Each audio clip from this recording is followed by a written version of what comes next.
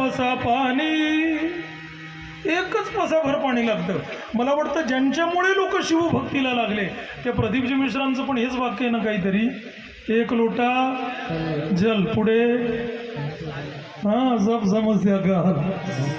वा वा, खरंच आनंद वाटला. ऐका ना, एक लोटा जल हे तुम्हाला मला प्रदीप मिश्रांनी सांगितलं, यांनी तर एक लोटा सांगितलं, पण आमच्या नामदेवरांनी किती सांगितलंय?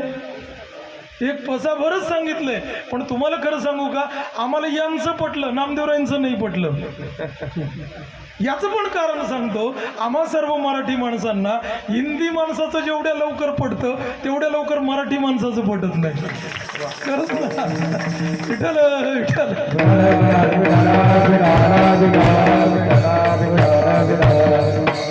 ऐका, तर काही लागत नाही या देवाला प्रसन्न करण्याकरता.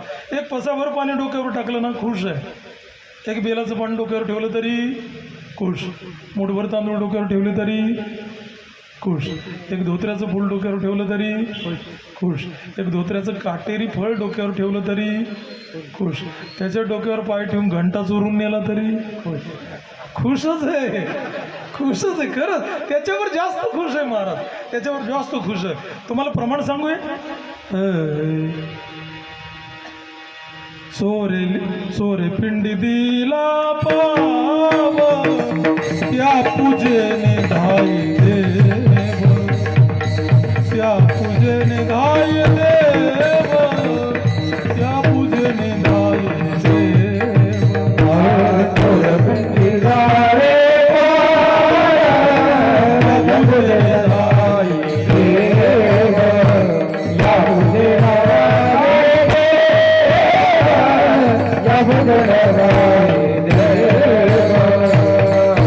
म्हणजे महादेव इतका भोळा आहे, इतका भोळा आहे, इतका भोळा आहे, तर त्याचं वर्णन आपलं महाराजांनी एका अभंगामध्ये असं केलंय.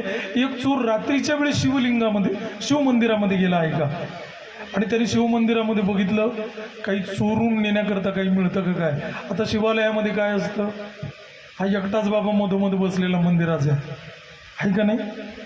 राष्ट्रसंत पूज्य मोरारी बापूंची जेव्हा धुळ्याला कथा झाली होती, रामकथा, तेव्हा आमच्या एका धुळ्याच्या पोराने राष्ट्रसंत पूज्य मोरारी बापूंना प्रश्न विचारला होता. सर्वात महत्त्वाचं म्हणजे मराठीतून विचारला होता. ऐका, चिठ्ठी लिहून दिली होती त्यांनी मोरारी बापूंना, आणि त्यांनी असं लिहिलेलं होतं, बापूजी नमस्कार. आता बापूजी इकडचेच आहेत, कुठले, सौराष्ट्रातले, महुआ, तलगा जरडा गाव आहे त्यांचं, इकडचेच येते. आता त्यांनी ते मराठी त्याच पद्धतीने वाचलं, त्यांनी लिहिलेलं होतं, बापूजी सप्रेम नमस्कार. त्या पोरांनी असा प्रश्न लिहिलेला होता, बापूजी सर्वच मंदिरांमधले सर्व देव भिंतीला टेकून असतात. ऐका बोलणं माझं, सर्व मंदिरांमधले देव भिंतीला टेकून असतात, पण शिवलिंग मंदिराच्या मधोमध का असतं. आहे का नाही प्रश्न, आहे का नाही प्रश्न. सर्वच देव भिंतीला टेकून उभे असतात आणि शिवलिंग मंदिराच्या मधोमध असतं. आम्हाला सर्वांना कौतुक वाटलं हा प्रश्न बापूंनी जेव्हा वाचला तेव्हा मोरारी बापूंनी त्याचं अतिशय समर्पक उत्तर दिलं होतं. ते उत्तर तुम्हाला सांगतो. मोरारी बापू म्हटले की सर्व देव भिंतीला टेकून असतात. ऐका ना, सर्व देव भिंतीला टेकून असतात आणि शिवलिंग मंदिराच्या मध्यभागी असतं. याचं उत्तर असं आहे, मोरारी बापू म्हटले होते, अरे सुनो, पूरे विश्व का केंद्र बिंदु शिव है और केंद्र बिंदु हमेशा बीच में ही रहता है. संपूर्ण विश्वाचा केंद्रबिंदू भगवान शिव आहे आणि केंद्रबिंदू नेहमी मध्यभागी असतो ना महाराज. हो, तर मुद्दा मला तुम्हाला हा सांगायचा, तो चोर त्यांनी मंदिरामध्ये फिरला, त्याला काहीच दिसलं नाही उत्सव राहिला, काय करावं त्याला कळे ना. हो, शेवटं त्याचं लक्ष गेलं, शिवलिंगावर असा घंटा टांगलेला होता. चोराला असं वाटलं इथे काही चोरायला नाही, एवढा घंटा तरी चोरून न्यावा, आणि म्हणून पाय वरती करून त्याने असा घंटा काढायचा प्रयत्न केला, पण घंटा काही निघे ना, त्याचा हात काही पुरे ना. मग त्याला असं वाटलं 1 सेकंद लागणार आहे घंटा काढायला, आणि मग पिंडीवर पाय देऊन उभा राहिलो तर पाप थोडीच होणार आहे. 1 सेकंद पाय दिला तर त्याचं थोडीच पाप असतं, आहे का नको. आणि म्हणून त्यांनी घंटा काढण्याच्या उद्देशाने ती शाळुंका जी असते ना लिंगाच्या खालची, ज्याला आपण शाळुंका म्हणतो, त्या शाळुंकेवर पाय दिले दोन्ही आणि घंटा काढायला लागला. तरी घंटा निघेना महाराज, तरी घंटा निघेना. तो म्हटला तरी पण घंटा निघत नाही. तो म्हटला 1च सेकंद लागणार आहे घंटा काढायला. आणि मग शिवलिंगावरच पाय दिला तर काय बिघडणार आहे? 1 सेकंदात घंटा काढून होईल. आणि डायरेक्ट शिवलिंगावर पाय दिला आणि घंटा काढला आणि खाली उतरला. घंटा काढून ज्या क्षणाला खाली उतरला त्या क्षणाला आशुतोष भगवान महादेव तात्काळ त्याच्यासमोर प्रगट झाले. महाराज त्याच्या समोर प्रगट झाले आणि त्याला कडकडून आलिंगन दिलं शंकराने. आणि शंकराने त्याला सांगितलं, वेड्या, आजपर्यंत या मंदिरामध्ये जे लोक आले, जे माझे शिवभक्त आले, त्यांनी फक्त जलच अर्पण केलं, बेलच अर्पण केलं, फुलच अर्पण केलं, फळांचा रसच अर्पण केला, अक्षदाच अर्पण केल्या. पण आज एकमेव भक्त तू माझ्या जीवनामध्ये मला असा भेटला की तू स्वतःलाच मला अर्पण करून दिलं. आता खरं सांगा, यांनी स्वतःला अर्पण केलेलं होतं का घंटा चोरायला काढला चढला? तो मुद्दा मला तुम्हाला हा सांगायचा, हा देव भोळा आहे. आणि त्या ऋषनामाच्या पर्वतावर शिवगुरु आणि विशिष्टा देवी दोघ जण गेले. त्यांनी भगवान शंकराची आराधना केली. शंकराची आराधना केल्यानंतर भगवान शंकर परमात्मा प्रगट झाले आणि शिवगुरूला सांगितलं, काय वर देऊ तुम्हाला, बोला. शिवगुरूंनी सांगितलं, देवा, लग्न होऊन प्रदीर्घ काळ निघून गेला, मूलबाळ काही जन्माला आलं नाही. एखादं बाळ जन्माला आलं तर बरं होईल, पण देवा माझी एक अट आहे, मला जे बाळ तुला द्यायचं आहे ना, माझी अट अशी आहे, तो मुलगा सर्वज्ञ असावा आणि दीर्घायुषी असावा. शिवगुरूंनी शंकराला मागितलंय, काय मागितलं? तो मुलगा सर्वज्ञ पाहिजे आणि दीर्घायुषी पाहिजे. भगवान शंकर परमात्म्याने सांगितलं, शिवगुरू 1 मिनिट, काय, तुम्हाला मी मुलगा देणारच आहे, पण एक तर मुलगा सर्वज्ञ मिळेल, नाहीतर दीर्घायुषी मिळेल. मग दीर्घायुषी एक नाही, अनेक मुलं देईल, पण ते मूर्ख असतील, सर्वज्ञ नसतील. आणि जो सर्वज्ञ देईल तो अल्पायुषी असेल. असं जेव्हा भगवान शंकर परमात्मा म्हटले, तेव्हा शिवगुरू आणि विशिष्टा देवींनी क्षणाचाही विलंब न करता भगवान शंकराला सांगितलं, देवा, काहीच हरकत नाही, एकच दे, भलेच अल्पायुषी दे, पण मुलगा सर्वज्ञ असायला पाहिजे. तुम्हाला सांगू, अरे एकच चंद्र अंधकाराचा नाश करतो, 1000 चांदण्यांना सुद्धा अंधकाराचा नाश करतायत. शास्त्र असं म्हणतं, एकच चंद्र तमोहंती नच तारा गणोबीच. हो, एकच चंद्र जर उगवला ना नभामध्ये, सारा अंधकार नष्ट होतो. हजारो नाही लाखो चांदण्या जरी उगवल्या तरी अंधकार नष्ट होत नाही. असा एकच मुलगा दे. भगवान शंकरांनी दोघांच्या डोक्यावर हात ठेवला आणि देवाने सांगितलं, आता तुम्हाला मुलगा देण्यापेक्षा मी स्वतःच तुमच्या पोटी जन्माला येतो आणि प्रत्यक्ष भगवान शंकर परमात्म्याचा अंश अवतार म्हणजे आद्य जगद्गुरु श्री शंकराचार्य महाराज. वा. कारण अवताराचे शास्त्रामध्ये 6 प्रकार सांगितलेले आहेत. अवताराचे 6 प्रकार कोणते कोणते आहेत ऐका. काही अंश आहेत, काही अंशांश आहेत, काही आवेश आहेत, काही कला आहेत, काही पूर्ण आहेत आणि काही परिपूर्णोत्तम अवतार आहेत. तर त्यातला शंकराचा अंश अवतार म्हणजे ज्यांच्या जयंतीनिमित्त तुमचा सप्ताह चाललाय, आद्य जगद्गुरु शंकराचार्य महाराज. ऐका, विशिष्टा देवींना गर्भधारणा झाली आणि या पवित्र महिन्यामध्ये, कोणता महिना चालू आहे हा? वैशाख. वैशाख महिन्याच्या शुद्ध पंचमीला, वैशाख महिन्याच्या शुद्ध पंचमीला विशिष्टा देवींचा प्रसव झाला आणि विशिष्टा देवींच्या पोटी एक बाळ जन्माला आलं. आता शंकराच्या कृपेने हे बाळ झालं म्हणून त्या मुलाचं नाव शंकरच ठेवलं. काय नाव ठेवलं त्या मुलाचं नाव? शंकर ठेवलं. आता ऐका ना, त्या मुलाचं नाव शंकर ठेवलं. शंकर इतका विद्वान होता, इतका विद्वान होता, इतका विद्वान होता. केरळ प्रांतामध्ये बोलली जाणारी भाषा ही मल्याळम आहे. जसं महाराष्ट्रामध्ये आपण कोणती भाषा बोलतो? मराठी बोलतो. इकडे गुजरातमध्ये तुम्ही कोणती बोलता? तुम्हाला सर्वांना गुजराती येते हे माझ्यासाठी कौतुक आहे. खरंच मी अनेक मराठींना गुजराती सफाईदारपणे बोलायला बघितलं. संजय महाराजांना ऐकलं, अजून 2-4 जणांना ऐकलं. मला खरंच आनंद वाटला. मला तर असं वाटणं तुम्हाला तिने एक माळा घालली होते. विठ्ठल विठ्ठल.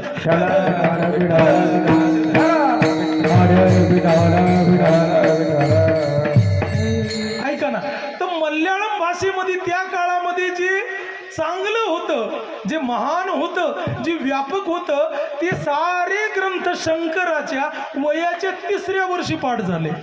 कितव्या वर्षी? 3ऱ्या वर्षी वयाच्या पाठ झाले. 4ही वेद, 6 शास्त्र, 10 उपनिषद, 18 पुराण, रामायण, भागवत, गीता हे सर्व ग्रंथ वयाच्या 5व्या वर्षी बाळ शंकराचे पाठ झाले. महाराज अलौकिक प्रतिभेचा धनी. आता ब्राह्मण समाजामध्ये मुलगा 8 वर्षाचा झाल्यावर त्याची मौज करतात, उपनयन करतात, व्रतबंध करतात. मग आपला मुलगा 5 वर्षाचा झालाय, पण इतकं सारं त्याचं अध्ययन झालंय, मग 6व्या वर्षीच याची मूज उरकायला काही हरकत नाही, असं शिवगुरूंना वाटलं.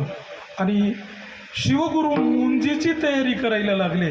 पण ऐका ना, हे लेकरू जरा उतार वयात झालेलं असल्यामुळे, हे पोरग जरा उतार वयात झालेलं असल्यामुळे शिवगुरूंचं प्राणोत्क्रमण झालं. महाराज देवसाण झालं.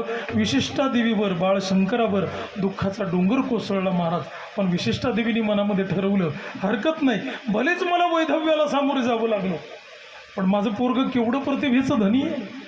वयाच्या 5व्या वर्षी त्याचे सारे ग्रंथ मुखत होत आहेत, म्हणून याच्याकरता मला जगायचं आहे. आणि विशिष्टा देवी जगल्या. थोडीशी शेती होती. केरळामध्ये भात जास्त पिकतो.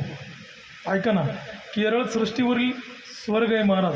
हिरवगार केरळ फार निसर्गरम्य आहे. हो, भात जास्त तिकडे पिकवतात. मग वर्षभराचा घराला लागतो तेवढा भात फक्त त्या शेतीमध्ये पिकायचा.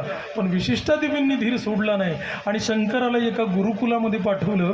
पण शंकराला जेव्हा गुरुकुलामध्ये पाठवलं, तिथल्या गुरुजींनी जेव्हा या बाळ शंकराकडे बघितलं तर त्यांनी डोक्याला हात लावला, आता याला मी शिकू का याच्याकडून शिकून घेऊ? खरंच ना, काही काही मुलं फार हुशार असतात महाराज, की त्यांना बघून गुरुजी डोक्याला हात लावतात की काय सांगायचं बोया. विठ्ठल विठ्ठल.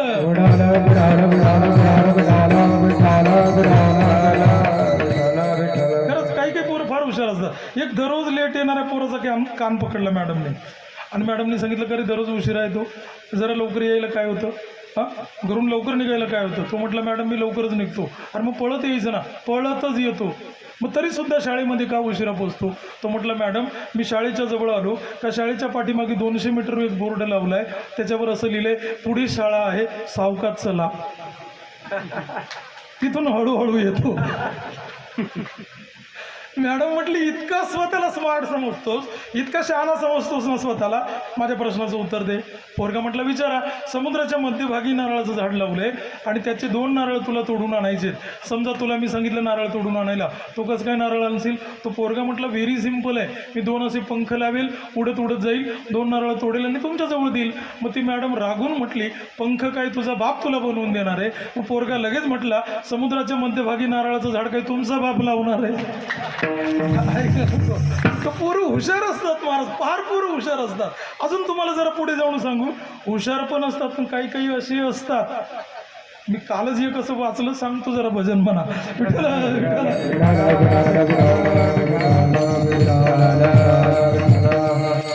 12वीचा रिझल्ट होता एका पोराचा. ऐका, 12वीचा रिझल्ट होता आणि त्याच्या मम्मी पप्पांनी सांगितलं, तुझ्याबरोबर रिझल्ट बघायला आम्हाला यायचं. ऑनलाईनचा जमाना नव्हता तो. हो, तुझ्याबरोबर रिझल्ट बघायला यायचं. पोरगं घाबरलं. रिझल्ट जर काही अंदर बाहेर आला तर आई बाबा मला तिथेच मारतील. मित्रांसमोर, शिक्षकांसमोर.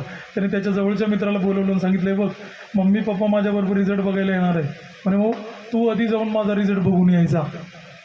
तू आधी जायचं, माझा रिझल्ट बघून यायचा. म्हणे मग, आणि एक जर विषय गेलेला असेल तर तिकडनं आल्यावर फक्त एवढंच म्हणायचं, रामकृष्ण हरी. काय म्हणायचं? रामकृष्ण हरी.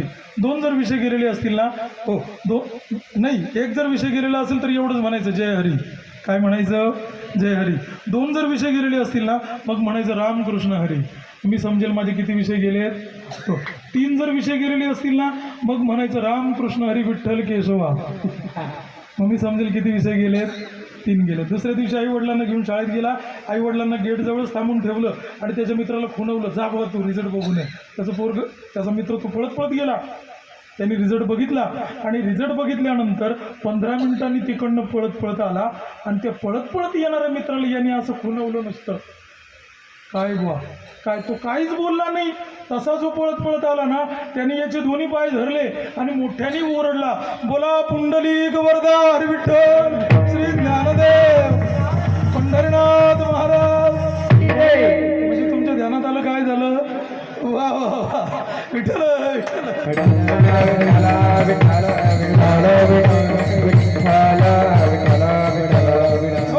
तर मला मुद्दा तुम्हाला हा सांगायचा आहे की शंकर इतका विद्वान आहे, पण तरी आचार्यांना जे जे शिकवणं शक्य होतं ते आचार्यांनी शिकवलं. 8व्या वर्षी याचा व्रतबंध झाला, मुंज झाली आणि 8व्या वर्षी जेव्हा शंकर कालडीमध्ये येऊन भिक्षा मागायला लागला. ऐका ना, शंकराचार्यांचे काही चमत्कार सांगतो. भिक्षा मागायला एका घरी जेव्हा बालक शंकर वयाच्या 8व्या वर्षी गेला आणि मोठ्याने आवाज दिला, ओम भवती भिक्षांदेही. घरातली एक स्त्री ओट्यावर बाहेर आली. तिने बघितलं 8 वर्षाचा बटू बालब्रह्मचारी, अतिशय गोंडस, अतिशय तेजपुंज, दिव्य प्रतिभा त्याची, आणि तो भिक्षा मागायला झोळी घेऊन दरवाजामध्ये उभा आहे. पण आपल्या घरामध्ये 18 विश्व दारिद्र्य आहे. हो, 18 विश्व दारिद्र्य आहे. मुठभर अन्नसुद्धा नाही आहे की या लेकराच्या झोळीमध्ये घाला. काहीच नाही. काय द्यावं या लेकराला? शेवटी घरामध्ये शोधलं तर घरच्याच झाडाचा एक एवढा आवळा सापडला आणि तो आवळा त्या बाईने घेतला आणि 8 वर्षाच्या शंकराच्या हातावर ठेवला आणि हात जोडले आणि सांगितलं, बेटा, या आवळ्याखेरीज घरामध्ये दुसरं काहीच नाही. हा आवळा आहे, अतिशय प्रेमाने श्रद्धेने दिला आहे, याचा सहर्ष अंतकरणाने स्वीकार कर. शंकराचार्यांच्या एका डोळ्याला 2 धारा लागल्या. शंकराचार्यांनी वरती आकाशाकडे बघितलं आणि सांगितलं, देवा, केवढा छान परिवार हा, पण 18 विश्व दारिद्र्य यांच्या घरामध्ये. तिथे उभं राहिल्या महालक्ष्मीचं स्तवन बालशंकराने केलं. प्रत्यक्ष महालक्ष्मी माता तिथे प्रगट झाली. बालशंकराने सांगितलं, आई, एवढा चांगला परिवार असून सुद्धा तू यांना काही दिलं नाही. माझी अशी इच्छा आहे, तू यांच्यावर कृपा कर, यांना धन दे. महालक्ष्मीने सांगितलं, शंकर, हो, यांना धन देण्याकरता यांची तेवढी पुण्याई नाही. आता शंकराचार्य तर्काचे पंडित होते. ऐका ना, शंकराचार्य तर्काचे पंडित होते. त्यांनी महालक्ष्मीला असा एक तर्क दिला, आई, यांच्या घरामध्ये आज या आवळ्याखेरीज दुसरं काही नव्हतं, म्हणजे त्यांच्या घरातलं सर्वस्व म्हणजे हा आवळा होता. आणि तो आवळा अतिशय प्रेमाने त्या बाईने माझ्या हातावर ठेवला. म्हणजे एका बटू बाल ब्रह्मचार्याला सर्वस्वाचं दान केलं. याच्यापेक्षा मोठं पुण्य काय पाहिजे? म्हणून तू यांच्यावर कृपा कर. या तर्कापुढे महालक्ष्मी अनुत्तरित झाली आणि महालक्ष्मी मातेने त्या घराच्या प्रांगणामध्ये सोन्याच्या आवळ्यांचा वर्षाव केला. हो, सोन्याच्या आवळ्यांचा वर्षाव केला. ते दोन्ही नवरा बायको ते आवळे सोन्याचे वेचता थकले. इतके सोन्याचे आवळे त्या कालडी गावामध्ये त्या दरिद्री ब्राह्मणाच्या घरावर झाले महाराज. हो, आणि तो चमत्कार बघून पूर्ण कालडी गाव थक्क झालं. काय मुलगा आहे बुवा, वयाच्या 8व्या वर्षी हा चमत्कार आहे. आता आई जी आहे विशिष्टा देवी, आईचं दररोज ते अलमाई नदीवर स्नानाला जायचा नियम आहे. आईने दररोज अलमाईवर स्नानाला जावं. पण घटना अशी अद्भुत आहे की स्नानाला गेल्यानंतर या दिवसामध्ये एकदा विशिष्टा देवी तिकडनं स्नान करून येत असताना ऊन जरा वाढलं आणि भोवळ अलीनी कोसळल्या. गावातले सर्व लोक धावत गेले आणि विशिष्टा देवीला उचलून घरी आणलं आणि आईला शंकराचार्यांनी हात जोडले आणि सांगितलं, आई, तुला जर एवढा त्रास होतो ना, नकोस ना जात जाऊ नदीवर स्नानाला.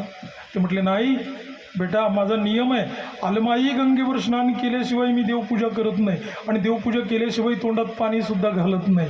हा नियम आहे माझा. म्हणे, मग आई, जर ती नदी आपल्या दारासमोरूनच जर वाहिली तर? कितव्या वर्ष वय सांगतोय मी आचार्यांचं? 8व्या वर्षीचे हे चमत्कार आहेत. हो, ती नदी जर आपल्या दारासमोरूनच जर वाहिली तर म्हटले असं बेटा मग तर खूप आनंद आहे. आणि बस भगवान शंकराचार्यांनी त्या अलमाई नदीला प्रार्थना केली, आई माझ्या आईचा नियम आहे तुझ्यामध्ये स्नान केल्याशिवाय ती जेवत नाही, म्हणून माझी तुला अशी विनंती आहे तू आमच्या घरासमोरून प्रवाहित हो. त्या वर्षी तो उन्हाळा गेला आणि नंतर पावसाळा आला. त्या पावसाळ्यामध्ये इतका जबरदस्त पाऊस झाला, इतका जबरदस्त पाऊस झाला की त्या पावसामुळे नदीचे 2 प्रवाह झाले. एक प्रवाह मूळ जो होता तो जसाच्या तसा राहिला, पण दुसरा एक नवीन प्रवाह या कालडी गावातून शंकराचार्यांच्या घरासमोरून प्रवाहित झाला. महाराज शंकराचार्यांच्या घरासमोरून प्रवाहित झाला. काय आचाट करतो तू? 3-4 दिवसापूर्वी मला वाटतं काहीतरी मदर डे होता ना, होता की नाही? हो, सर्वांनी आपापल्या आईचे फोटो ठेवले होते. कशाला? स्टेटसला. तेवढ्या दिवसापुरते ठेवले, फोटोच ठेवले, पाया काही गुणी पडलं नाही. नुसते फोटो ठेवले आणि मदर डे साजरा केला. तुम्हाला खरं सांगू, अरे या जगातला 2 किलोमीटरची नदी आपल्या आई करता घरासमोरून प्रवाहित करणाऱ्या शंकराचार्यांनी खरा मदर डे साजरा केला आहे. महाराज खरा मदर डे त्यांनी साजरा केला आहे. आणि म्हणून तुमच्या माहिती करतो सांगतो, ती नदी दारासमोरून प्रवाहित व्हायला लागली. खूप आनंद झाला. मग शंकराचार्यांनी आईला सांग, आई माझं 8 वर्षाचं वय झालंय, मुंजी बंद माझं झालंय, मला आता संन्यास घ्यायची परवानगी दे, मला संसारामध्ये नाही रमायचं. 8 वर्षाचा मुलगा म्हणतो मला संसारात नाही रमायचं. तू किती वर्षाचा बेटा? तू 10च आहे. विठ्ठल विठ्ठल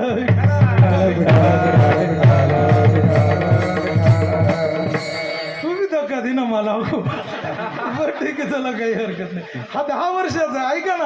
मग हा 10 वर्षाचा आहे. शंकराचार्य याच्यापेक्षा 2 वर्षांनी लहान होते. किती वर्षाचे? 8 वर्षाचे होते. महाराज 8 वर्षाचा मुलगा म्हणतो मला संसार नाही करायचा, मला संन्यास घ्यायला परवानगी दे. पण आईने परवानगी दिली नाही. आईने परवानगी दिली नाही. एक दिवस घटना अशी अद्भुत घडली. त्या अलमाई नदीमध्ये शंकराचार्य स्नानाकरता उतरले आणि एका मगरीने शंकराचार्यांचा पाय धरला. शंकराचार्यांचा पाय धरला. मगर काय पाय सोडायला तयार नाही. गावातले सारे कोळी बांधव आले, त्यांनी त्या मगरीपासून पाय सोडवायचा प्रयत्न केला, पण मगर पाय सोडायला तयार नाही. शेवटी शंकराचार्यांनी हात जोडले आईला सांगितलं, आई आता कदाचित ही मगर मला पूर्ण गिळंकृत करून टाकेल, म्हणे मग त्यापेक्षा मला दे ना परवानगी संन्यास घ्यायला. दे परवानगी दे, मी संन्यास घेईल अशी म्हणून मला परवानगी दे ना. आईने आपलं पोरग मरणाच्या दारामध्ये बघितलं आणि सांगितलं, बेटा तू खुशाल संन्यास घे. असं म्हटल्याबरोबर मगरीने पाय सोडून दिला. असं म्हटल्याबरोबर मगरीने पाय सोडून दिला. आचार्यांनी आईच्या पायावर डोकं टेकवलं आणि आईला सांगितलं, आई आता मी संन्यास घ्यायला जातो, गुरुच्या शोधार्थ मी निघणार आहे. पण आई ऐक ना. काय? मला आता जायला नाही म्हणू नकोस. आईने सांगितलं, बेटा तुझे बाबा गेले ना, तुझ्याकडे बघून माझे दिवस गेले. तू एकुलता एक पोरगा आमचा. बरं एवढा विद्वान, एवढा हुशार पोरगा, तुझ्याकडे बघून चांगले दिवस चालले होते रे. आता तू पण मला जर सोडून जायचं ठरवलं, मी कोणाकडे बघून जगू? कोणाकडे बघून जगायचं नाही. शंकराचार्यांनी सांगितलं, आई अजिबात चिंता करू नको. तुझा शेवटचा क्षण जेव्हा जवळ येईल त्यावेळेस नुसतं माझं स्मरण कर, त्या सेकंदाला मी तुझ्यासमोर हजर राहील. असं अभिवचन शंकराचार्यांनी आईला दिलं. केरळमधून निघाले. केरळमधून 8 वर्षाच्या वयामध्ये केरळमधून निघाले आणि पायी पायी मध्य प्रदेशमध्ये ओंकारेश्वर नावाचं तीर्थ आहे, जे 12 ज्योतिर्लिंगांपैकी एक ज्योतिर्लिंग आहे. त्या ओंकारेश्वराच्या खालच्या बाजूला त्या पर्वतामध्ये गुफा आहे. काय ते पर्वताचं नाव विसरलो बघा मी आता. विठ्ठल विठ्ठल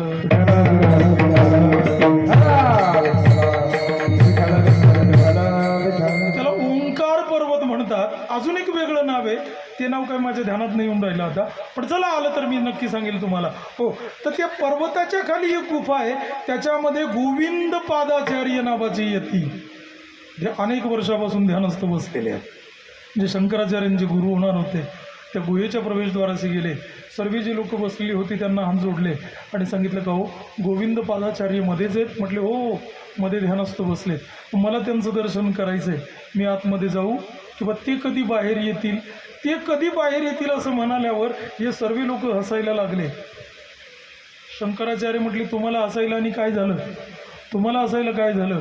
तर त्या सर्व लोकांनी सांगितलं, बेटा आमच्या तारुण्यामध्ये आम्ही यांच्या दर्शनाकरता इथे आलो होतो, आता म्हातारे झालो त्यांची वाट पाहत पाहत इथे बसून, तरी ते अजून बाहेर आले नाही,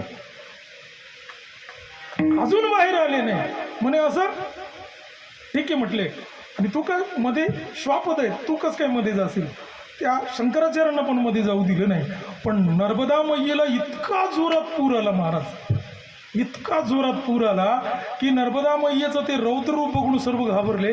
आणि त्या गुहेमध्ये पाणी जेव्हा जायला लागलं, गोविंद पादाचार्य ज्या गुहेमध्ये होते त्या गुहेमध्ये जेव्हा पाणी जायला लागलं, तेव्हा शंकराचार्यांनी एक गाडगं घेतलं, मातीचं मडकं घेतलं, ते मडकं अभिमंत्रित केलं आणि गुहेच्या प्रवेशद्वाराशी ठेवलं आणि नर्मदा मैयेला हात जोडून विनंती केली, आई फक्त या मडक्यात जायचं आणि मडक्यातून रिवर्स होऊन पुन्हा सरळ निघून जायचं, गुहेमध्ये अजिबात जायचं नाही, असं शंकराचार्य म्हटले. आणि त्या नर्मदा मैयेचं पाणी फक्त त्या गाडग्यामध्ये जायचं, बाहेर यायचं आणि सरळ प्रवाहित होऊन जायचं, गुहेमध्ये एक थेंबर सुद्धा पाणी गेलं नाही महाराज. आणि सर्व शिष्यांनी बघितलं, अरे बापरे, हा 8 वर्षाचा पोरगा काय चमत्कारिक आहे, हा काय चमत्कारी, हा काहीतरी विलक्षण आहे, काहीतरी विशेष आहे. आणि मग त्याला सांगितलं, तू जाऊ शकतोस आतमध्ये, जाऊ शकतो. नर्मदा मैयेचं जी अष्टक परिक्रमा करताना म्हटलं जातं ते शंकराचार्यांनी लिहिलेलं आहे. मग 1-2 श्लोक म्हणून दाखवतो तुम्हाला, ऐका ना.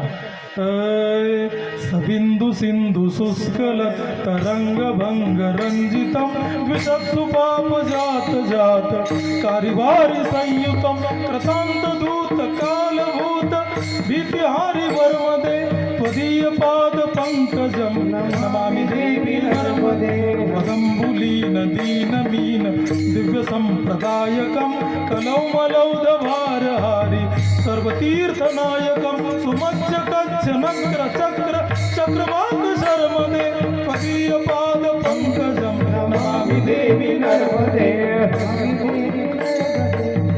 हे नर्मदा अष्टक शंकराचार्यांनी लिहिलेलं आहे. आणि सर्वांची परवानगी मिळाल्यावर एवढा तेलाचा दिवा घेतला आणि शंकराचार्य त्या गुहेमध्ये गेले. तो तेलाचा दिवा गोविंद पादाचार्यांच्या समोर ठेवला. दिव्य तेजपुंज गोविंद पादाचार्य बसलेले होते. गोविंद पादाचार्यांच्या पायावर डोकं ठेवलं आणि शंकराचार्यांनी नमस्कार केला. गोविंद पादाचार्य पहिलं वाक्य त्यांच्या तोंडातनं बाहेर पडलं, बाळ शंकर ये, तुझीच वाट बघत होतो, तुझीच वाट बघत होतो. शंकराचार्यांनी साष्टांग दंडवत घातला. गोविंद पादाचार्यांनी अगोदर आपली गुरुपरंपरा सांगितली. सज्जन हो ऐका, ही गुरुपरंपरा इतकी सुंदर आहे, नुसती गुरुपरंपरा जरी ऐकली तरी गंगेमध्ये स्नान केल्यासारखं वाटतं. खरं ऐका, इतकी सुंदर गुरुपरंपरा आहे. वशिष्ठजींच्या मुलाचं नाव आहे शक्ती. ऐका, वशिष्ठजींचा मुलगा तो त्यांचा शिष्यच आहे, त्याचं नाव आहे शक्ती. शक्तीच्या मुलाचं नाव आहे पराशर, म्हणजे पराशरजी शक्तीचे शिष्य आहेत. व पराशरांच्या मुलाचं नाव आहे व्यास, व्यासांच्या मुलाचं नाव आहे शुक, आणि शुकाच्या शिष्यांचं नाव आहे गौड पादाचार्य, आणि त्या गौड पादाचार्यांचे शिष्य आहेत गोविंद पादाचार्य. आणि त्या गोविंद पादाचार्य आता शंकराचार्यांना अनुग्रह करतील. पहिल्या वर्षी हठयोग शिकवला, दुसऱ्या वर्षी राजयोग शिकवला आणि तिसऱ्या वर्षी ज्ञानयोग शिकवला आणि शंकराचार्यांना कृतार्थ केलं. आणि मग शंकराचार्यांना हिमालयाचं वेध लागलं महाराज, की मला आता हिमालयामध्ये जायचं. हिमालयामध्ये आल्यानंतर आपण सर्वजण हिमाचलामध्ये जातो, उत्तराखंडमध्ये, कुठे ऋषिकेशला. ऐका ना, बद्री केदारनाथला जातो. ऋषिकेशचं मंदिर होतं पण त्या मंदिरामध्ये मूर्ती नव्हती. हो, शंकराचार्यांनी गंगेमध्ये उडी मारून मूर्ती काढून दिली आणि त्या मूर्तीची प्राणप्रतिष्ठापना ऋषिकेशच्या मंदिरामध्ये झाली. तुमच्यातले काही माणसं बद्रीनाथला गेलेत का? कोण कोण गेलंय? हातवरती करा. बद्रीनाथला गेलेत ना? तर ती बद्रीनाथांची जी मूर्ती आहे ती जर तुम्ही व्यवस्थित बघितलेली असेल तर ते मूर्ती भंगलेली आहे. तिच्या हाताचे बोट जरा खंडित झालेले आहे. कुठली मूर्ती? कुठली सांगतोय मी? बद्रीनाथातली, हिमालयामधली. त्या मूर्तीच्या हाताचे बोट जरा खंडित झालेले आहेत. आता शंकराचार्य शैव पंथाचे आहेत, म्हणजे शंकराच्या भक्त आहेत, शैव पंथाचे आहेत. पण इथे बद्रीनाथाच्या नारायणाची प्राणप्रतिष्ठा व्हावी असं शंकराचार्यांच्या मनामध्ये आलं आणि ते हिमालयामधल्या अलकनंदेमध्ये उडी मारली. काय नाव सांगितलं नदीचं? अलकनंदा. अलकनंदा नावाच्या नदीमध्ये उडी मारली आणि बद्रीनाथाची मूर्ती काढली. पण त्या बद्रीनाथाच्या मूर्तीचा हात जरा ते बोट मी सांगितल्याप्रमाणे बंधलेले हो, मग ती टाकून दिली, परत उडी मारली, तीच मूर्ती हाताला आली. दुसऱ्यांदा पुन्हा टाकून दिली, पुन्हा तिसऱ्यांदा उडी मारली, तीच मूर्ती हाताला आली. आणि मग शंकराचार्यांनी तीच मूर्ती डोक्यावर घेतली आणि सांगितलं, याच देवाची इथे बसण्याची इच्छा आहे, याच देवाची प्राणप्रतिष्ठा करा. म्हणजे बद्रीनाथाची मूर्ती सुद्धा शंकराचार्यांनी अलकनंदेमधून काढलेली आहे. अजून तुमच्या माहिती करता सांगतो ऐका, त्या काळी बौद्ध धर्माचा स्वीकार प्रत्यक्ष सम्राट अशोकाने केला. आपल्या तिरंग्यावर जे चक्र आहे, कोणतं चक्र म्हणतात त्याला? अशोक चक्र. तिरंग्यावर जे चक्र आहे तो त्या काळातला अशोक संपूर्ण हिंदुस्थानाचा सम्राट होता. आणि त्यांनीच बौद्ध धर्माचा स्वीकार केल्यावर जगामध्ये अशा पद्धतीचं वातावरण तयार झालं की सर्व जगच बौद्ध धर्माला अनुकूल होतं की काय, सर्व जगावरच बौद्ध धर्माचा पगडा होतो की काय, असं जेव्हा जगामध्ये वातावरण तयार झालं तर त्या बौद्ध धर्माचा म्हणजे अद्वैत सिद्धांत सांगण्याकरता आणि हिंदू धर्माची पुनर्प्रस्थापना करण्यासाठी जगद्गुरू शंकराचार्यांचा अवतार झालाय.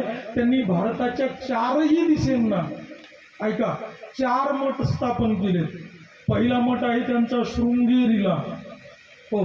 दुसरा आहे हिमालयामध्ये बद्रीनाथाला, तिसरा आहे जगन्नाथपुरीला आणि चौथा आहे तुमच्या सौराष्ट्रामध्ये द्वारकेला.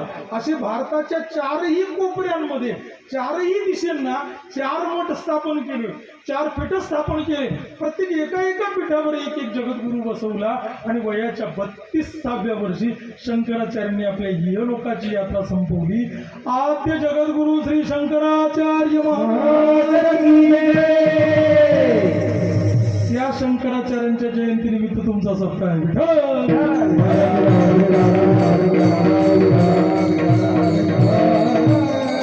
त्यांचं सर्वच जर चरित्र सांगायला लागलो असतो ना तर मग 1 वाजला असता. चला जाऊ द्या. तर मुद्दा मला तुम्हाला हा सांगायचा आहे, अभंग नाथबाबांचा अत्यंत गोड आणि चिंतनीय अभंग हरिपाठातला आहे. वारकरी परंपरेतल्या 5 संतांनी हरिपाठ लिहिले.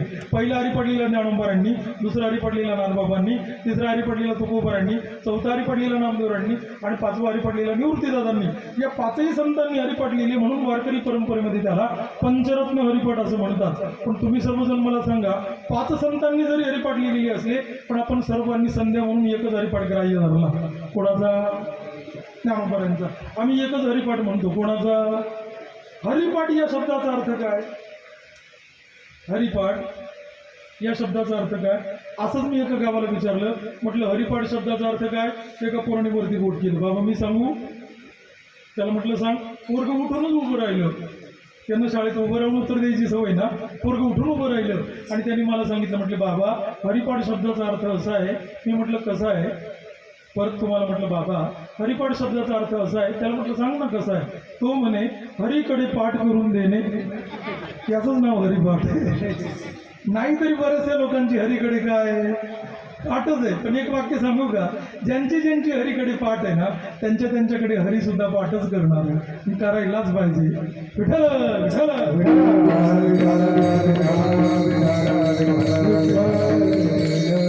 सर्व संतांनी आपापल्या हरिपाठामध्ये हरी या शब्दावर जास्त जोर दिला. नाथबाबांच्या हरिपाठामध्ये हरी हा शब्द तर खूपच वेळ आलेला आहे. काही कसे अभंग आहेत की हरी हरी शब्दानेच भरलेले आहेत. तुम्हाला प्रमाण सांगतो आहे का? हरी बोला देता, हरी बोला घेता, उठता बैसता, हरी बोला. कुठला शब्द जास्त आला?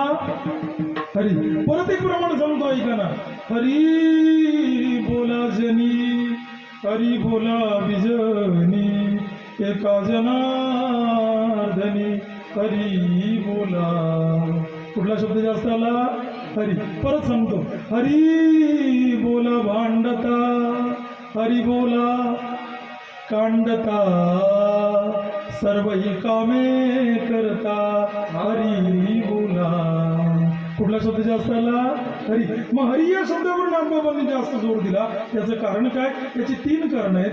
पहिलं कारण देवाचं हरी हे नाव सोपं आहे. दुसरं कारण देवाचं हरी हे नाव पवित्र आहे. आणि तिसरं कारण देवाचं हरी हे नाव वेदाचं बीज आहे. तिन्ही मुद्द्यांचा विचार सांगतो. भजन म्हणा विठ्ठल.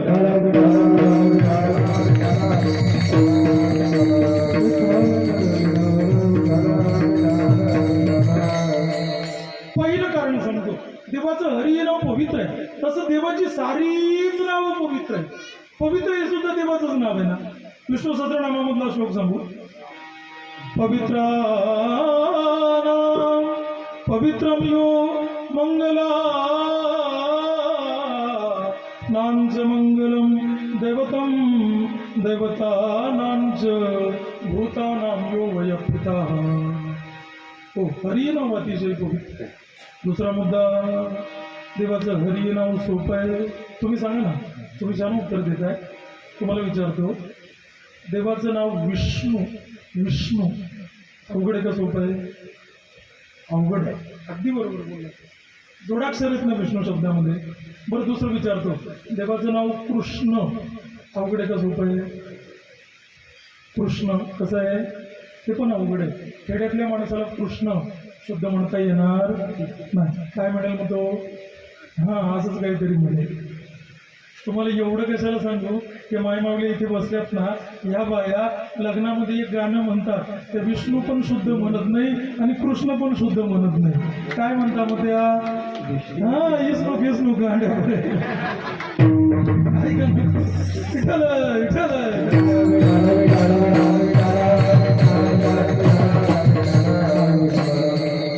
वेदाचा कुठलाही मंत्र उच्चारण्या अगोदर हरी शब्द म्हणावा लागतो. मग हरी हे अक्षर वेदाचं बीज आहे. तुम्हाला अजून एक प्रमाण सांगतो ऐका. वेदाचे बीज हरी अक्षरे दोन्ही एका जनार्दनी पाठ केली. किंवा वेदाचे बीज हरी हरी अक्षरे पवित्र सोपारे हेची एक. हरी हे अक्षर वेदाचं बीज आहे. मग अशा हरीला जो ओळखतो तो संसारामध्ये धन्य आहे. अभंगाचं पहिलं सरळ. ओळखीला हरी धन्य ते संसारी. ओळखीला हरी धन्य तो संसारी.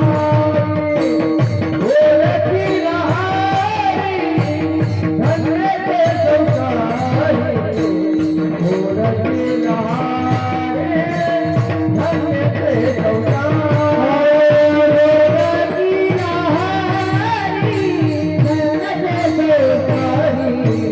ओळखीला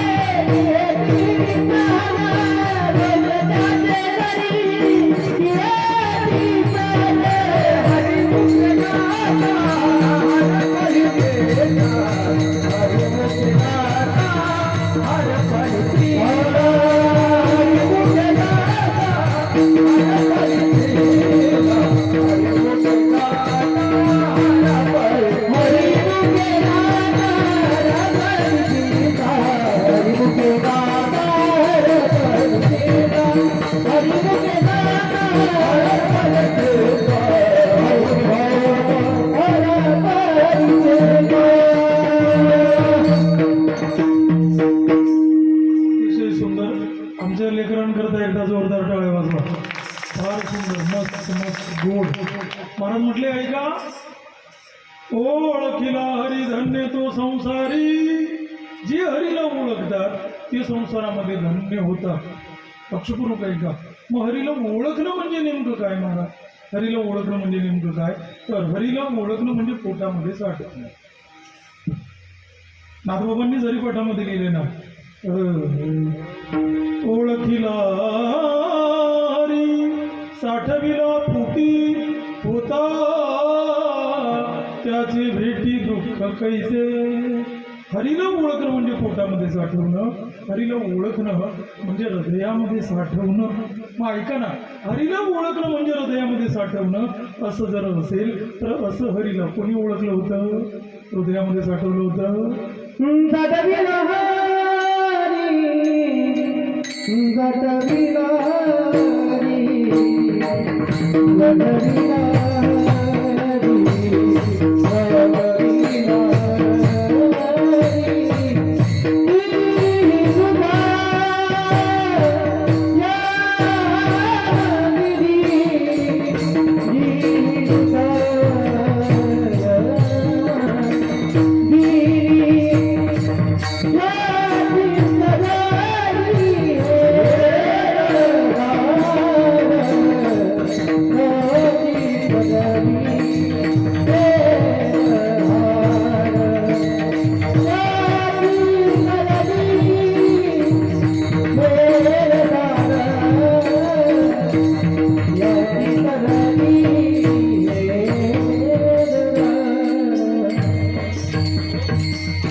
गोड प्रमाण दिलं महाराजांनी. साठविला हरी जिही हृदय मंदिरी, म्हणजे हरीला म्हणजे देवाला असं हृदयामध्ये कोणी साठवलं होतं?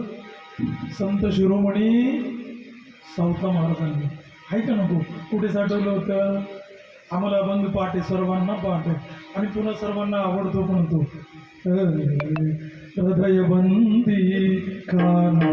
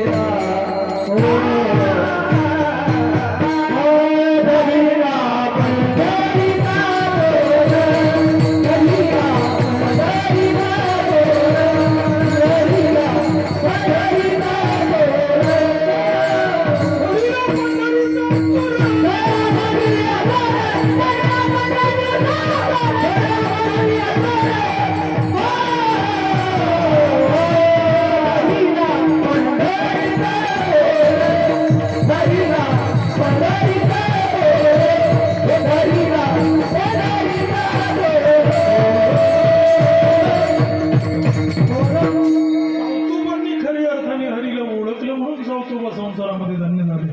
नुसते सावतोबा नाही धन्य झाले, धन्य त्याची माता, धन्य त्याचा पिता साठविला दाता, त्रैलोक्याचा नुसते आई वडील नाही धन्य, धन्य ते आरण रत्नांची ते खान, जन्मला निदान सावता तो. सर्व गाव धन्य झालं महाराज. नुसतं गावनी धन्य झालं, सर्व समाज धन्य झाला. प्रमाण सांगू. माळियाचे वंशी सावता जन्मला, पावन तो केला त्यांचा. संपूर्ण समाज धन्य झाला महाराज. ऐका, मागच्या वर्षी सावता महाराज पुण्यतिथीचे माझं ज्या गावाला, गावाचं नाव सांगणार नाही, सारे खानदेशातले जे तर ज्या गावाला माझं कीर्तन होतं, 2 माळी समाजातली माणसं होती. सावता महाराजांचा प्रादुर्भाव माळी समाजामध्ये झाला. एक जिरे माळी होता आणि दुसरा फुलमाळी होता. आता सावता महाराज फुलमाळी या प्रकारामध्ये जन्माला आले. ध्यानात राहू द्या सर्व. हो, आता एक जिरे माळी होता आणि दुसरा फुलमाळी होता. दोघांची धराधरी ना डायरेक्ट. तो फुलमाळी म्हणे नाही सावता महाराज आमनाच आहे. जिरेमाळी म्हणे हा सावता महाराज आमनाच आहे. बरं काय झालं, मी फेटा मारून निघालो, चोपदारांनी शिट्टी वाजवली. त्यांचं आमच्याकडे लक्ष आलं आणि त्या दोघांनी भांडणं सोडले. दोघंजण पळत पळत आले, माझ्या पाया पडले. मला म्हटलं बरं झालं बाबा तुम्ही आले. म्हटलं का रे? आमच्या प्रश्नाचं उत्तर द्या. त्याला म्हटलं प्रश्न विचारा. त्या एकाने सांगितलं बाबा मी फुलमाळी. म्हटलं बरं दादा तू रे? तो म्हटलं मी जिरेमाळी. म्हटलं मग तुमचा प्रश्न काय? म्हणे आमचा प्रश्न हा आहे की सावता महाराज जिरेमाळ्यांचे आहेत का फुलमाळ्यांचे? उत्तर द्या. त्यांना मी एवढंच म्हटलं तुमच्या दोघांच्या प्रश्नांचं उत्तर मी देणार आहे, अगोदर तुम्ही दोघंजण माझ्या प्रश्नाचं उत्तर द्या. म्हटलं अरे तुमचा काय प्रश्न आहे? म्हटलं मग माझा पण प्रश्न आहे ना. माझा प्रश्न तुम्हा दोघांना असा आहे, तुम्ही दोघं माळकरी आहे का रे? त्या म्हणे नाही सावता महाराज तुम्हाला नाही रे आमनाच आहे म्हणतं.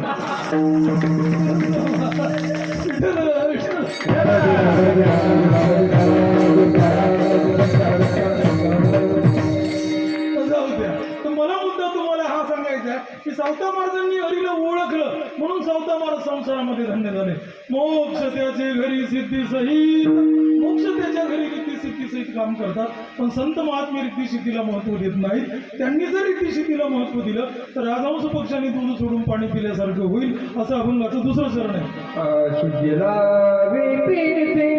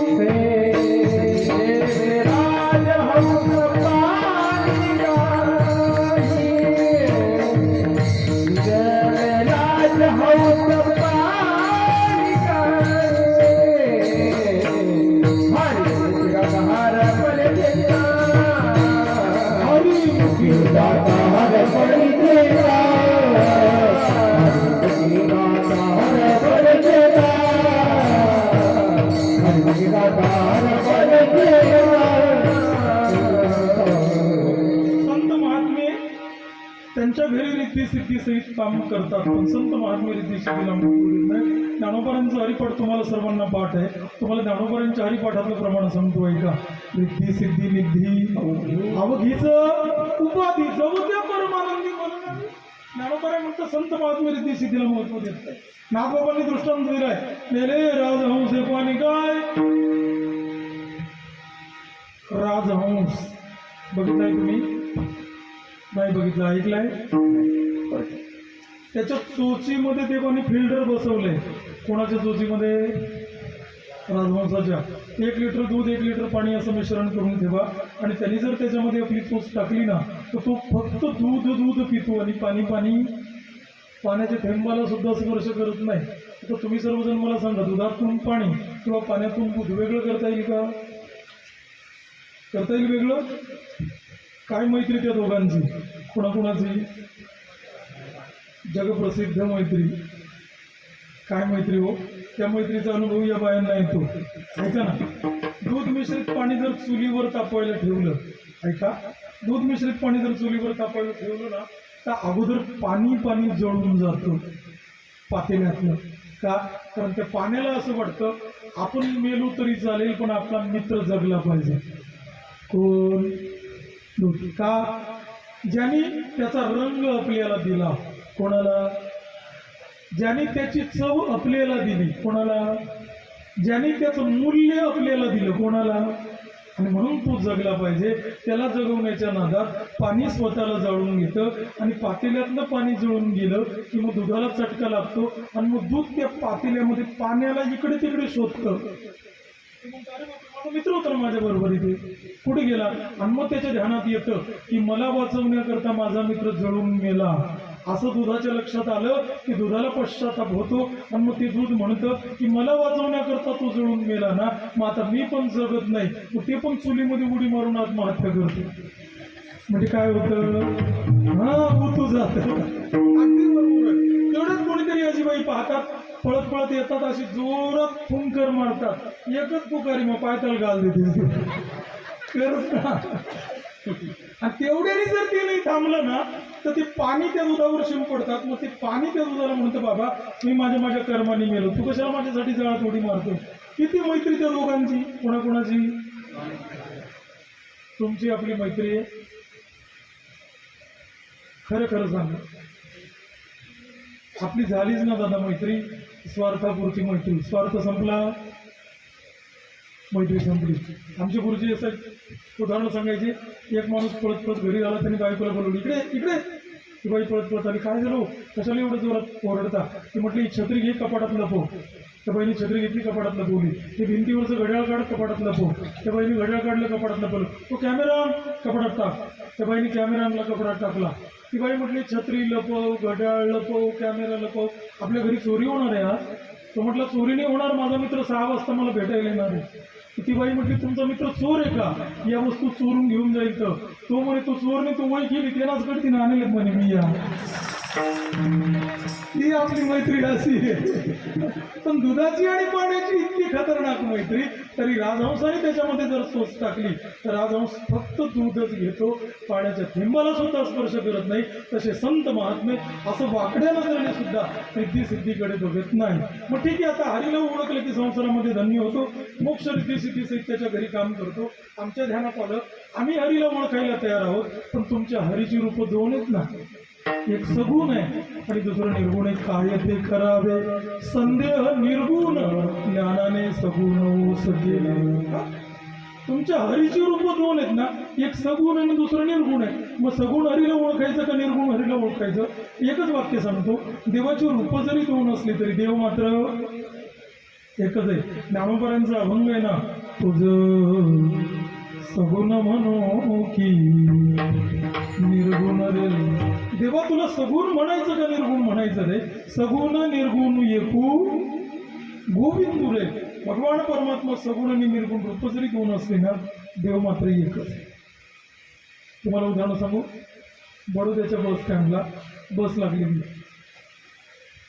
महाराष्ट्राकडे जाणारी. आता बस प्लॅटफॉर्मला लागल्याबरोबर लोक बसकडे धावले. आता काही काही लोक काय करतात, जागा पकडण्यासाठी एकाने खिडकीतून पिशवी अशी मध्ये टाकली, टाकतात ना अशी पिशवीमध्ये. बघितलंय ना तुम्ही? बघितलंय ना? बघितलं का? आम्ही करेल सुद्धा आहे म्हणा तसं. ऐका ना, चला जाऊ द्या. आता त्याने ती पिशवी टाकली आणि तो मध्ये गेला चढायला, दुसरा पाठी बघून पळत पळत आला. त्याने त्याच सीटावर छत्री टाकली, तो पण शिरला मध्ये. आता छत्री पिशवी एकाच सीटावर ना, दोघांची भांडणं सुरू झाली. छत्रीवाला म्हणतो जागा माझी आहे, पिशवीवाला म्हणतो जागा माझी. दोघांची भांडणं सुरू झाली ना. हो, आणि बसमध्ये फार भांडणं आहे.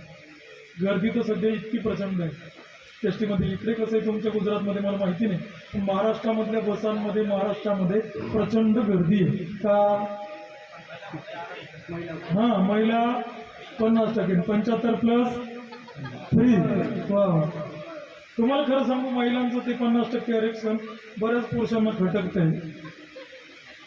पण मी कौतुक करेल आमच्या महाराष्ट्र राज्य सरकारचं की त्यांनी फार चांगलं काम केलं.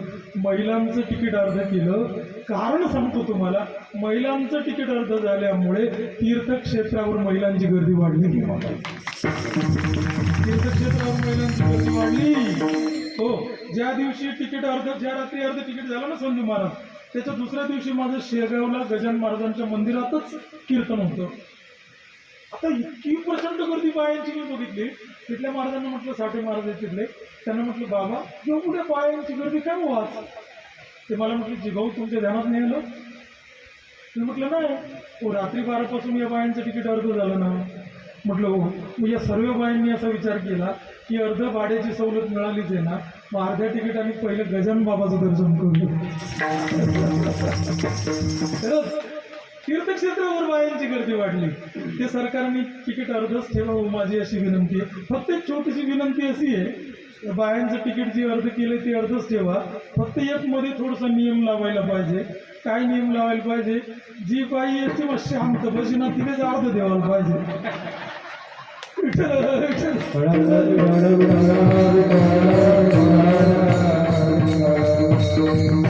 आता दोघांची भांडणं सुरू झाली. छत्रीवाला म्हणतो जागा माझी आहे, पिशवीवाला म्हणतो जागा माझी आहे. बरं, एकमेकाची गचांड धरली, केस पकडले, मारामारी केली. काही लोकांनी मध्यस्थी केली, लांब लांब बसवलं. ड्रायव्हर कंडक्टर आले, गाडी सुरू झाली. 30-35 किलोमीटर गाडी गेली. हो, छत्रीवाला उतरला, त्याच गावाला पिशवीवाला पण उतरला. त्यांनी गागा माझी बघितलं, तो म्हणे आपण इथेच उतरला. बरं, उतरेनात काय एका गावाला? पिशवीवाला ज्या गल्लीत शिरला ना, छत्रीवाला पण त्याच गल्लीत शिरला. त्याने परत याच्याकडे बघितलं, तो बोल हो बापरे आईच गल्ली माहिती राहणार. बरं, एका गल्लीत जायनाच का ना हो? पिशवीवाला ज्या घराच्या पायऱ्या चढला ना, छत्रीवाला पण त्याच घराच्या पायऱ्या चढला. आणि मग दोघं जण एकमेकाशी बोलत नाही. एक ह्या कोपऱ्यात बसलं, दुसरं त्या कोपऱ्यात बसलं, नुसते मारक्या म्हशीसारखी एकमेकाकडे असे पाहतात. 2 मिनिटांनी एक बाई घरातून आली. त्या बाईने बघितलं, अरे रामू तू कधी आलास? आणि या कोपऱ्यामध्ये बघितलं, श्यामू तुम्ही कोण आला? तुम्ही केव्हा आला? आणि त्या बाईने परस्परांकडे बघितलं. ती बाई म्हणजे तुम्ही एकमेकाकडे असं का बरं पाहताय? तुम्ही एकमेकाला ओळखलेलं दिसत नाही. त्यामुळे आम्ही रस्ता जरी बेकार घोमाला करेल. त्या बाईने सांगितलं, अरे रामू ऐक ना, हे शामू दादा आहेत ना, हे तुझ्या आत्याचे चिरंजीव आहेत. आणि त्या शामूला सांगितलं, हो शामू दादा, याला नाही ओळखलं तुम्ही? हा रामू आहे तुमच्या लहान मामाचा मुलगा आहे.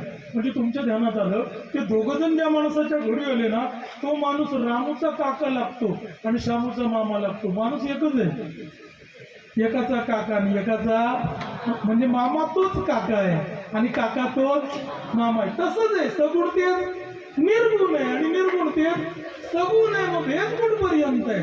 ज्ञानाने सगुण ओस केले. ज्ञान झालं की हा सारा भेद ओस पडतो. तिसऱ्या चरणाचा अर्थ झालाय.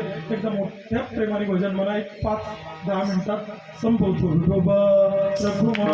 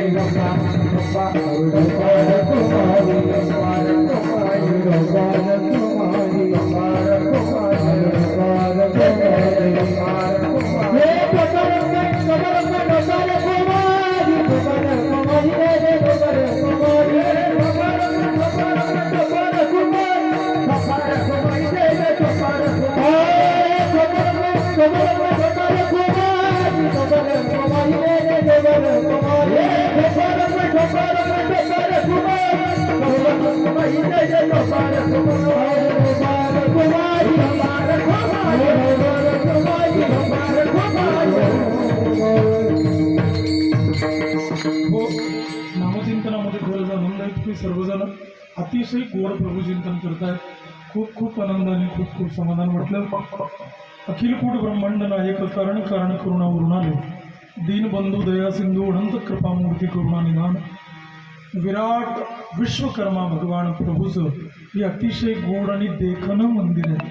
आणि भगवान विश्वकर्माच्या सहवासातील त्याहीपेक्षा त्या पवित्र वंशामध्ये जन्माला आलेले तुम्ही सर्वजण माणसं आहात.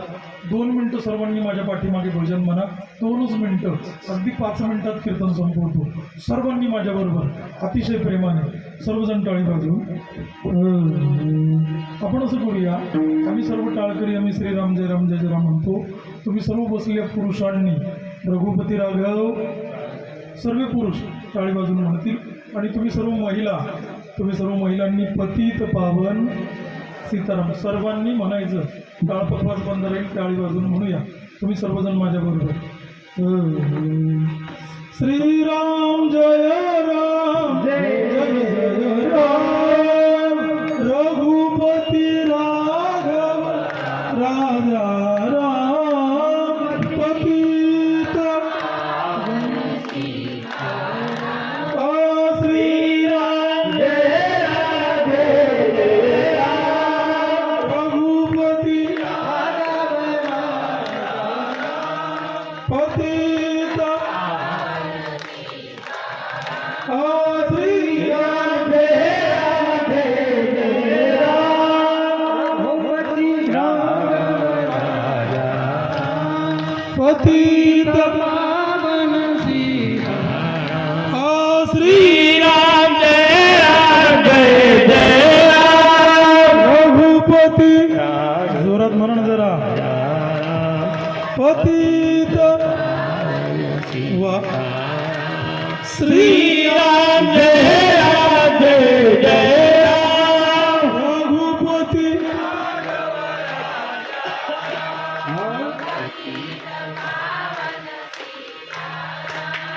श्रीराम जय राम जय जय राम रघुपति राम राम राम हे पतित पावन सीताराम हे श्रीराम जय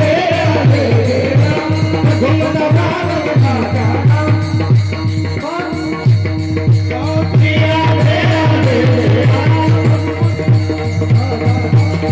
राम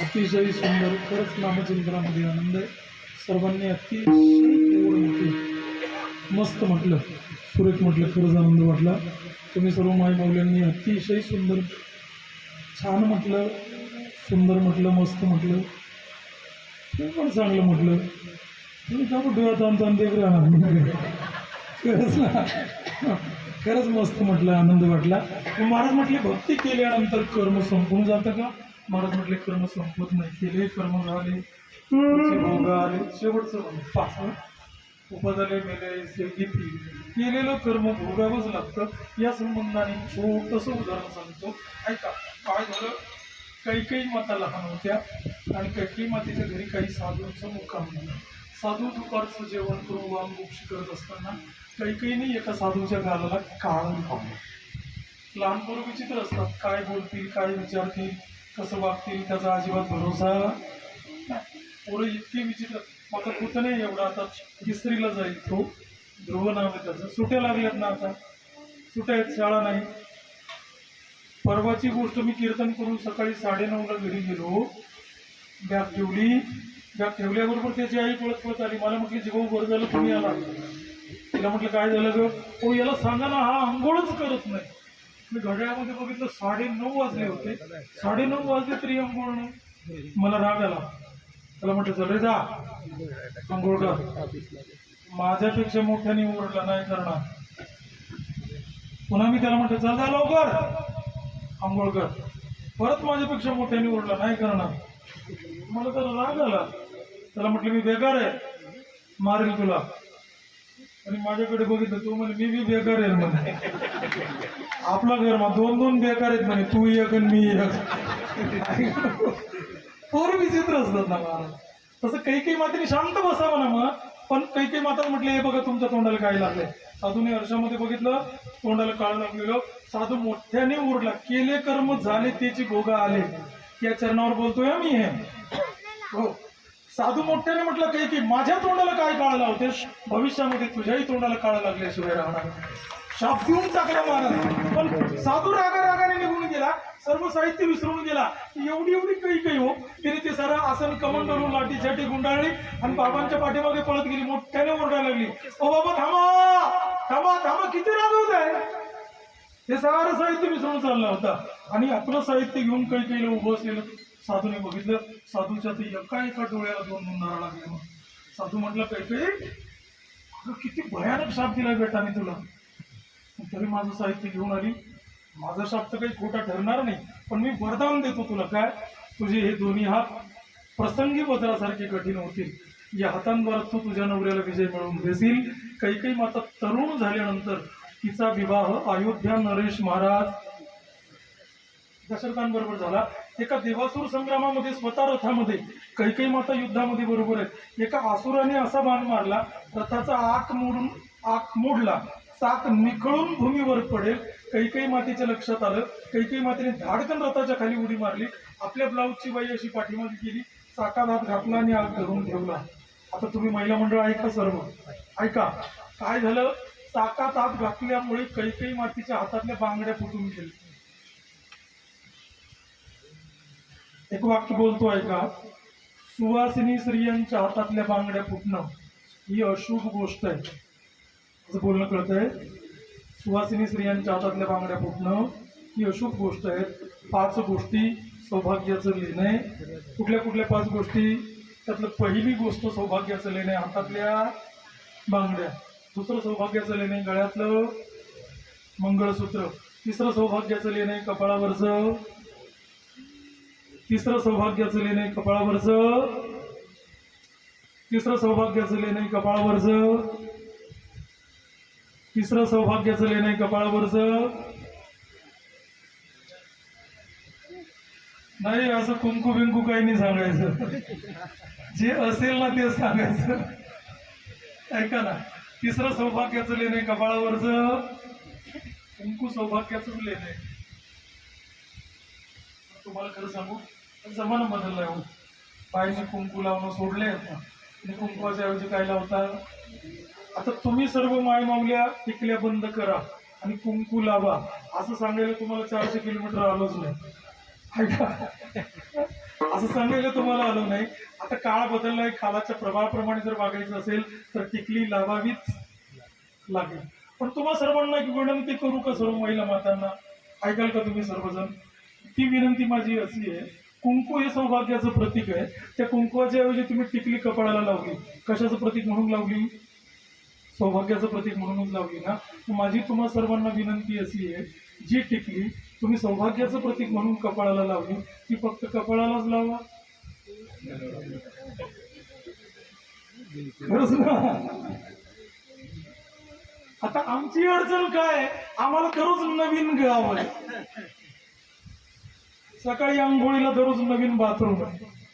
त्या बाथरूम मध्ये जेव्हा जाऊन बघावं ना, मारा नळीला टिकली, बोगनाला टिकली, भिंतीला टिकली, तुमचा विश्वास बसणार नाही. काल मी ज्या घरी स्नान केलं ती बाईने हिटरली चिटकाई दिली होती. टिकली जशी जशी आवराय ना तसा तसा अभाव बी आवराय. कठीणच आहे ना. तिसरी गोष्ट आहे कपाळावरचं कुंकू. चौथं सौभाग्याचं लेणे पायातले जोडवे, ज्याला आपण ऐराणीमध्ये काय म्हणतो, बेले. आणि पाचवं सौभाग्याचं लेणे, सर्व महिला माता उत्तर देतील मला. पाचवं सौभाग्याचं लेणं, बरं चला पहिल्यापासून सांग. बांगडी 1, मंगळसूत्र 2, कुंकू 3, पेले 4. पाचवं सौभाग्याचं लेणं. बोला ना बोला. पाचवं सौभाग्याचं लेणं काय, बोला. घाबरू नका, परस्परांशी बोलण्यापेक्षा माझ्याशी बोला. काय पाचवं सौभाग्याचं लेणं नाही माहिती तुम्हाला काय. बरं ठीक आहे, नाही माहिती ना कोणाला. ठीक आहे, मी पुरुषांकडे येणार आहे आता.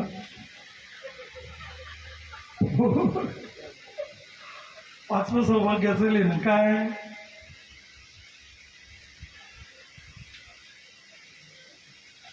नाही माहिती तुम्हाला पण काय. हा, पदर पदर बिदर उदर. नाही ते पदर बिदर काय नाही. करणं फुलं पण नाही. काय नाही, बांग भरायचा बी नाही. पाचवं सौभाग्याचं लेणं. पती तर मूर्तिमंत सौभाग्यच आहे ना. ते मूर्तिमान सौभाग्य. पाचवं सौभाग्याचं लेणं. मला अजूनही तुमच्याकडनं उत्तराची अपेक्षा आहे. नाही देण्यात आलं, नाही ना. बरं चला जाऊ द्या. तुम्हाला नाही, महिलांना कोणाला माहिती नाही ना. मला पुरुषांना पण नाही माहिती, कोणालाच नाही माहिती. टाळकऱ्यामध्ये मामा मामाला माहिती. ऐका ना, टाळकऱ्यांपैकी कोणालाच नाही माहिती. बरं ठीक आहे, कोणालाच नाही माहिती ना. खरंच कोणाला माहिती नाही. जाऊ द्या, मला बी माहिती नाही. तसं नाही सांगतो. ऐका, पाचवं सौभाग्याचं लेणं म्हणजे डोक्यावरचे केस आहेत. पूर्वी नवरा मेल्यानंतर स्त्रियांचं मुंडन केलं जायचं. याला वारकरी संप्रदायामध्ये आधार आहे.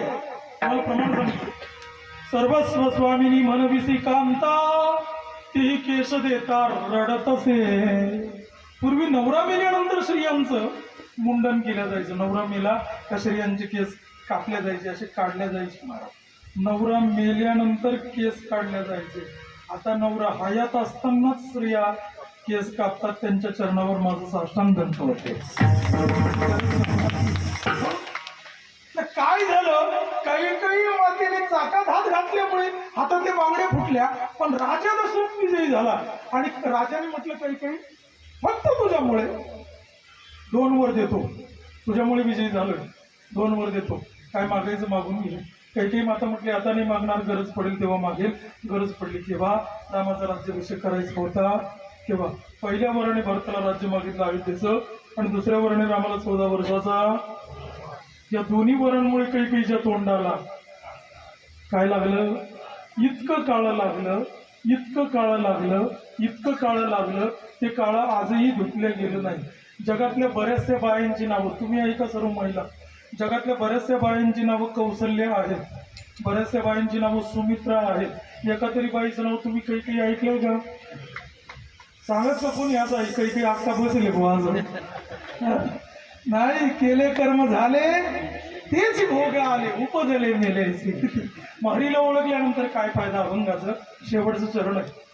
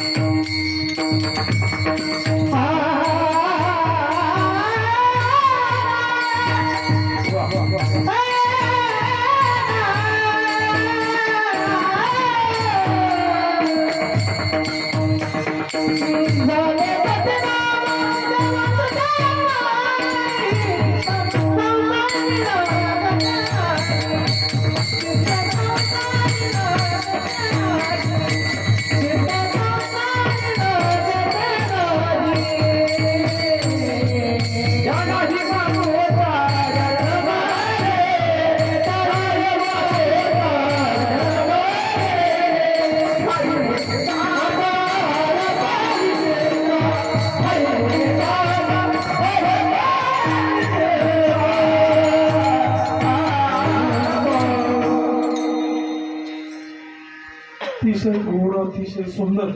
खरं तर आमच्या लेकरानं करता एकदा जोरदार टाळ्या वाजवून फार सुंदर गाणं वाजवणं आणि आमच्या आदरणीय भैया भाऊचं अतिशय गोड साऊंड सिस्टीम. महाराज म्हटले एका जनार्दनी नाही आता याची सुखाची विश्रांती हरिसंगे. हरीला ओळखल्यानंतर येणं जाणं शिल्लक राहत नाही. सुखाची विश्रांती हरीसोबत होते. त्याप्रमाणे अभंगाच्या 5 चरणांचा अर्थ आलो. तुमचं सर्वांचं दर्शन झालं. जाता जाता एकच सांगायचं, मला वाटतं गुजरातमधलं लोकसभेचे इलेक्शन उरकले ना, 5ही चरणांमधलं मतदान संपलं बरं झालं.